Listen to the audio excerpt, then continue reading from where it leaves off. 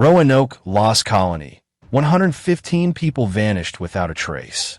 No bodies, no clues. Only one word carved into wood. Croton.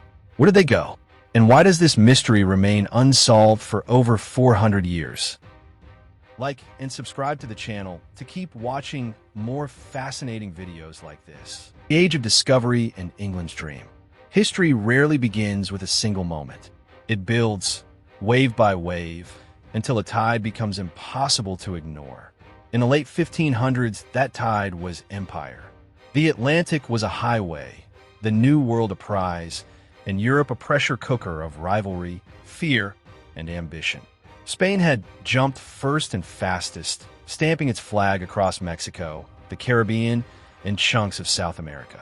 Their treasure fleets sailed home heavy with gold and silver. The message to the rest of Europe was simple and brutal. Whoever owned the seas owned the future. England watched. England learned. England wanted in. Queen Elizabeth I wasn't just chasing wealth. She was playing for survival. Spain's power threatened England's borders, faith, and freedom to breathe. If England stayed small and stuck at home, it would be squeezed. So the plan formed: build colonies. Not just camps of soldiers, but living communities. Outposts that could trade, grow crops, repair ships, and harass Spanish routes when needed. A network of English places across the ocean. New routes in a new world. Enter Sir Walter Raleigh, court favorite, big ideas, confident stride. In 1584, the Queen handed him a royal charter with sharp edges: claim land for England, establish a colony, keep it supplied, and make it work. Raleigh had charm, nerve, and a talent for picking the right people. What he didn't have was a crystal ball. Scouts crossed the sea and came back raving about a string of barrier islands off a wild coast, what we call today North Carolina's Outer Banks.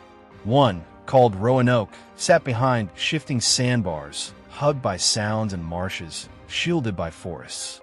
On a map, it looked defensible, a narrow approach by water, hard for enemies to rush, close to sea lanes, far from Spanish patrols. On the ground, it was something else entirely. Beautiful, yes, but sandy, wet, and moody. Calm one day, storm-torn the next.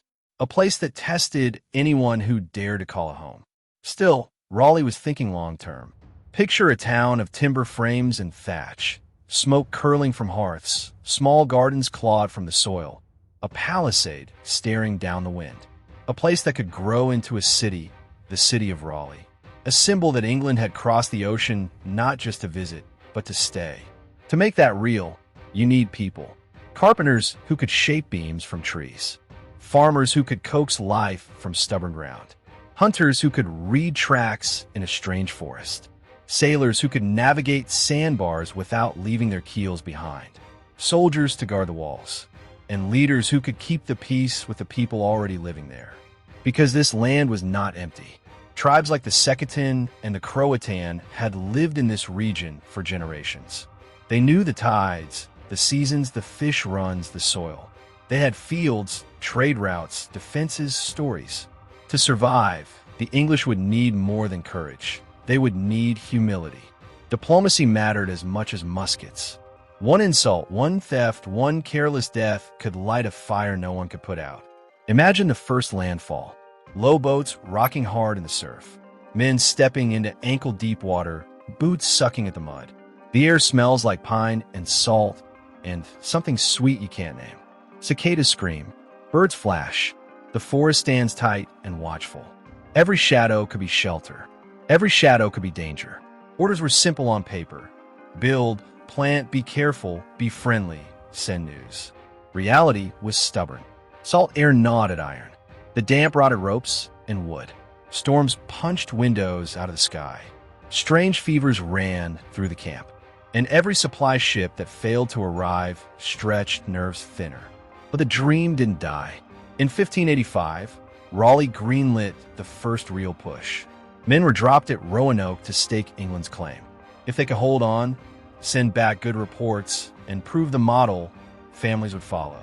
And if families followed, the colony would become a fact on the ground, not a hope on a map. This is where ambition met the edge of the world. The plan was bold. The land was difficult. The neighbors were cautious. The ocean was unpredictable. And time was always running out. The result? A story that would become a warning and an obsession. Because a few years later, after one more try and one last message carved into wood, the colony would be gone. Not defeated in a single battle.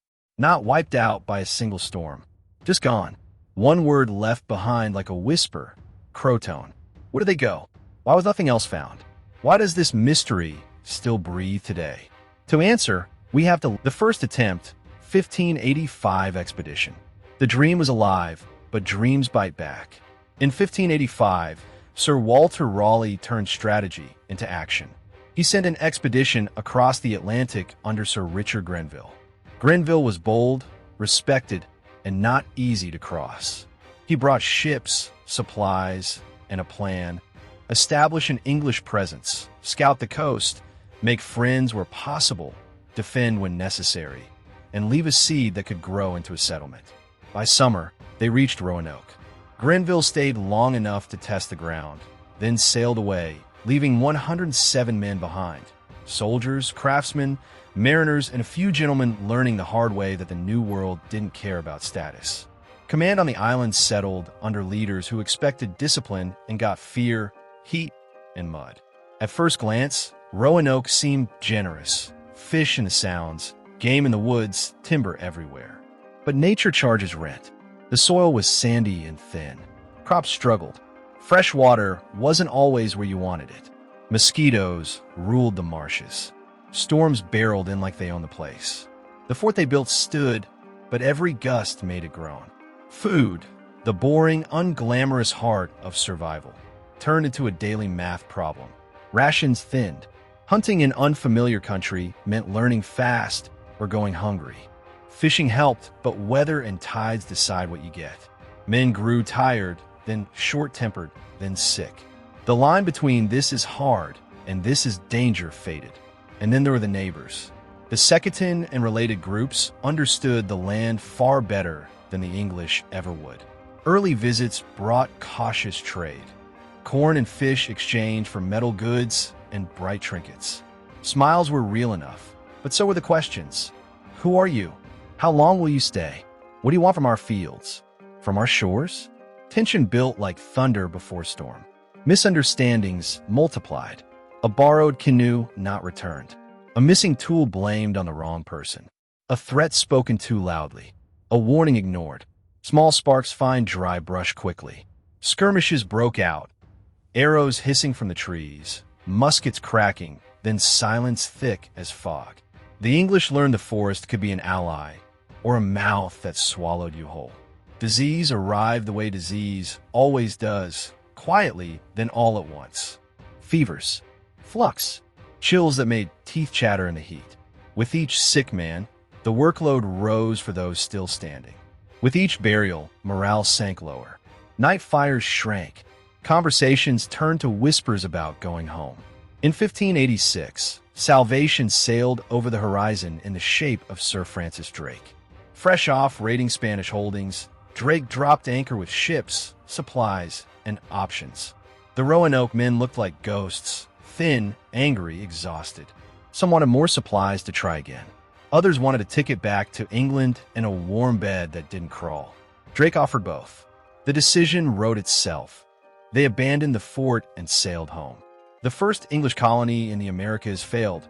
Most stories end there. This one didn't. Back in England, Raleigh studied the lessons.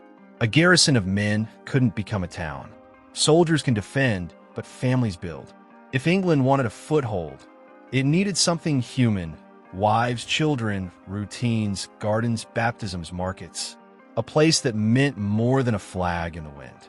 So a new idea took shape. Send settlers who planned to live, not just hold. Give them tools, seeds, and a leader who knew the coast and could draw it in detail. Aim not for a fort that always waits to be relieved, but for a community that can outlast storms, hunger, and fear. 2 years later, they tried again. What no one could guess was that this time, the colony wouldn't merely struggle. It would vanish, 115 souls, a whole village, leaving behind only a single word cut into wood. Croton. Did they move? Were they attacked? Did they starve? Did they merge with nearby tribes and let the English? The 1587 expedition, a colony of hope and tension. New plan, new people, new stakes. In 1587, England sent not just fighters, but families. That one decision changed everything. Soldiers can hold ground. Families claim it. Women packed herbs and linens. Men packed tools and grit. Children packed nothing but curiosity. This wasn't a raid or a test camp. This was meant to be home. At the center stood John White, artist, cartographer, observer, and, most importantly, a father. He had mapped these waters before and could sketch a coastline that sailors trusted. Among the settlers was his daughter, Eleanor, expecting a child whose name you'll remember, Virginia Dare, the first English baby born in the New World. That birth wasn't just private joy. It was a flag in the soil. We are here. We belong. The crossing was a gauntlet. The Atlantic doesn't care about dreams. Small ships bucked through storms, decks slammed by gray walls of water, men retching over railings, prayers whispered between thunderclaps. Food spoiled. Fresh water turned brackish. Sails tore. Masts creaked like old bones. When land finally rose from the haze, the low line of the Outer Banks, the relief was physical. Knees eased. Chests opened. Voices lifted. They had made it. Roanoke greeted them with memories. Weathered posts. Collapsed roofs. The husk of the first effort stripped by wind and time. Some timbers could be reused. Most couldn't. Anything left behind had either rotted or walked away in someone else's hands. The settlers took a breath and got to work. Because in a place like this, work is the only answer. 3 fronts hit them at once. 1, food. Sandy soil laughed at English seeds. Gardens faltered. Beans, peas, and greens fought for life and often lost. Hunting helped, but you can't hunt every day without burning energy you need for building. Fishing brought runs of plenty and stretches of nothing. Every meal was a plan, a prayer, and a gamble. 2, neighbors. The Croatan and Secretan weren't a single block. They were people with rivalries, alliances, rules, and reasons. Some offered corn and guidance, pointing to fish runs and safe paths through the marsh. Others kept their distance, testing the newcomers with silence. A few looked at the English walls and saw a threat. Trust had to be earned and re-earned. One careless act could flip a handshake into a spear in the same afternoon. 3, nature. Marshes bred mosquitoes. Mosquitoes carried fevers. Storms arrived with no respect for calendars. Sand shifted underfoot. Trails vanished after rain. Even the night felt alive. Owls calling, insects droning, unseen things splashing in black water. Beauty and fear shared the same air. Yet life insisted. Hammers rang. Children laughed. Fires crackled at dusk. And in August 1587, a cry rose inside the palisade. Virginia Dare was born. For a moment, the colony breathed easier. A baby changes a place. It signals tomorrow. It says, we're not just surviving, we're staying. But babies don't fill bellies. As summer faded, the math of survival got cruel. Rations thinned. Trade got tense. A fishing were washed out in a storm. A hunting party returned light. The leaders counted barrels and saw too much air between staves. With winter coming, hard choices arrived. John White had to go back to England for supplies. No one wanted him to leave. He didn't want to leave. But ships and powder and seed corn don't fall from the sky, and letters to Raleigh don't carry themselves. White kissed his daughter, touched baby Virginia's tiny hand, and gave a promise simple enough to break a heart. I will return. The ocean took him. Europe trapped him. War surged. The Spanish Armada threatened England's very shores. Every ship that could float was needed at home. White argued. He begged. He waited. Months stretched into years. 2, then 3. The pain in those years is hard to write down. Imagine holding maps and lists while your family lives on the edge of the world with winter as a roommate. Back on Roanoke, the colony carried on. They repaired, traded, planted again, watched the horizon. Maybe they carved signals to guide White home if they had to move. Maybe they followed the Croatan to safer ground. Maybe they split, some inland, some along the sounds. Maybe the storms took more than roofs. Maybe a bad winter took more than names. We don't know. We only know they endured as long as they could. When John White finally forced his way back in 1590, he landed to an island that sounded wrong. No voices, no dogs, no clatter. Houses stood scraped empty. Gardens were ghosts. There were no bodies, no wreckage of a final fight. On a post, carved deep enough to last, one word waited. Croton. Not a scream, not a confession. A direction, a clue, a farewell. White read it like a man drowning reads the sky. He tried to search. Storms slammed the coast again. The sea, as ever, had its own plans. He turned away with more questions than answers. Theories, starvation, attack, assimilation, and the evidence. 400 years later, historians, archaeologists, and amateur detectives still debate the fate of Roanoke. Every clue, or absence of a clue, has been dissected, interpreted, and argued over endlessly. Theories have been built, torn down, rebuilt, and still, no single answer dominates. 1. Starvation. It is undeniable that the colonists faced hunger. Crops failed on sandy, unyielding soil. Fishing was inconsistent. Hunting required skill, patience, and luck. When winter came, the cold winds carried a grim message: survive or die.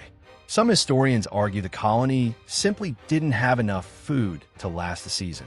They might have scattered inland, desperate for sustenance, leaving only fragments behind. Yet, no skeletal evidence confirms mass starvation at the site. Bodies were nowhere to be found. Did they move before death claimed them? Did survival force them to scatter, leaving no trace? 2. Spanish attack. Spain, England's rival, had every reason to see the colony fail. A secret raid or a punitive expedition could have wiped out the settlers. Some records hint at Spanish soldiers patrolling the Atlantic coast, but no documented engagement with Roanoke exists. And if such an attack had occurred, why leave no traces? No charred posts, no bones, no weapons? This theory tantalizes the imagination, but it rests mostly on speculation. 3. Assimilation with native tribes. One of the most compelling theories revolves around the Croton and other tribes in the region. Perhaps the colonists, desperate and starving, merged with the indigenous people. Names could have been forgotten, languages adopted, and customs changed. Oral histories from some tribes speak of light-skinned visitors arriving long ago, intermarrying, and vanishing into the woods. This theory offers a human resolution. Colonists survived, but only by becoming someone else entirely. 4. Natural disaster. The Outer Banks are prone to storms, hurricanes, and shifting sands. It is conceivable that a hurricane swept through, destroying homes and scattering survivors. Yet even here, the archaeological record offers little support. Wooden posts remain, gardens show cultivation, but nothing of a violent, single catastrophe end is conclusive. 5. A carved clue. Croton. Perhaps the most enigmatic clue is the word itself. Carved into a post, it could have been a signal, a destination, or a desperate message. White interpreted it as a clue pointing toward Croton Island. Some explorers tried to follow the hint, but storms and navigation errors thwarted their efforts. The word might also have been a plea for help or a record of alliance. It is one word standing against centuries of silence, a whisper across time. The Roanoke mystery is a patchwork of possibilities. Hunger, diplomacy gone wrong, cultural integration, or simple bad luck. And yet, it remains a story about human resilience, courage, and a fragile line between life and disappearance. The search and the aftermath. John White's return in 1590 was a collision between hope and reality. The colony he expected to find alive, bustling, and growing was gone. His maps, carefully drawn, were useless in guiding him to the vanished people. Supplies, tools, letters, and timbers lay scattered or rotted, the signs of human habitation erased almost completely. White searched tirelessly. He scoured the coastline, ventured inland, questioned the Croton people, and documented every mark of human presence he could find. He even noticed a tree with an X above the word Croton, but time, tides, and storms had erased any chance of a definitive trail. His journals, sketches, and letters became the only record of a vanished colony. For him, the failure was personal, professional, and historical. He left the region with a heavy heart, haunted by the memory of those who trusted him to return. Back in England, Raleigh continued to dream of empire, but Roanoke remained a ghost. Plans for further colonization shifted south, leading eventually to Jamestown and the first permanent English settlement in America. The lessons of Roanoke, the importance of supplies, alliances, and timing, echoed in every colonial endeavor that followed. The vanished 115 became both a cautionary tale and an enduring legend. Roanoke's enduring legacy. Roanoke is more than a mystery. It is a mirror held up to human ambition, fear, and survival. The colony vanished, but its story shaped generations. Artists, writers, historians, and filmmakers have kept the tale alive, exploring what it meant to live at the edge of the known world and what it meant to vanish without trace. Modern archaeology and technology have added layers to the story. Excavations on Roanoke Island, Croton Island, and surrounding areas have uncovered fragments of tools, pottery, and structures, suggesting life, movement, and contact. DNA research has begun exploring the theory of assimilation with Native Americans. Yet, after 4 centuries, the silence remains deafening. The mystery thrives not because it is unsolvable, but because it is hauntingly human, a tale of courage, hope, and the frailty of plans when nature, politics, and circumstance collide. The one word, Croton, carved so long ago, continues to whisper. It challenges us to question, to imagine, to seek. It is a reminder that not all stories end with certainty. Some linger, shaping the way we think about exploration, survival, and the unknown. Roanoke is a riddle, a warning, and a story of people who dare to cross an ocean and claim a place in the world, only to vanish in a history's fog. And so we ask again, 400 years later, where did they go? And will we ever know the full truth?